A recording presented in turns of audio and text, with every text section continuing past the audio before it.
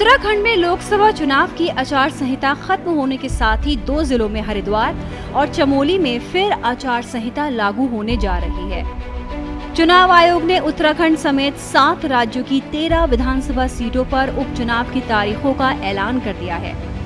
चुनाव आयोग के मुताबिक 10 जुलाई को उपचुनाव के लिए वोट डाले जाएंगे। जिन 13 विधानसभा सीटों पर वोटिंग होनी है उसमें उत्तराखंड के चमोली जिले की बद्रीनाथ विधानसभा और हरिद्वार जिले के मंगलौर विधानसभा सीट भी शामिल है।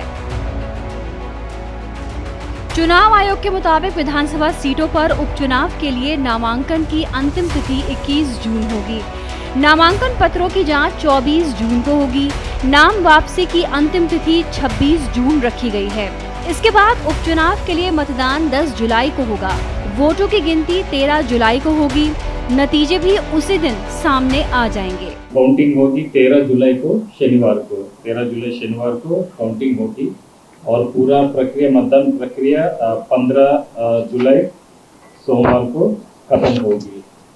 और इन दोनों जिले में आचार संहिता लागू होगी। आचार संहिता मात्र इस 2 जिले में ही लागू होगा और जो ट्रांसफर पोस्टिंग जहां तक संबंधित है वो उस असेंबली कॉन्स्टिट्यूंसी के अधिकारियों के ऊपर लागू होगा।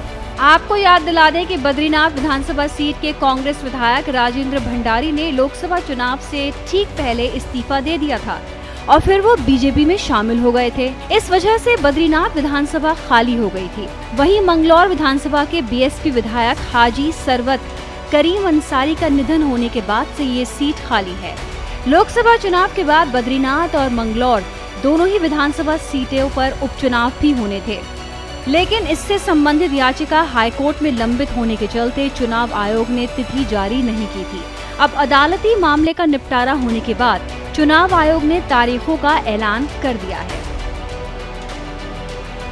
उत्तराखंड की 2 विधानसभा सीटों के अलावा तमिलनाडु की 1, मध्य प्रदेश की 1, पंजाब की 1, हिमाचल की 3, बिहार की 1 और बंगाल की 4 सीटों पर 10 जुलाई के दिन वोट डाले जाएंगे।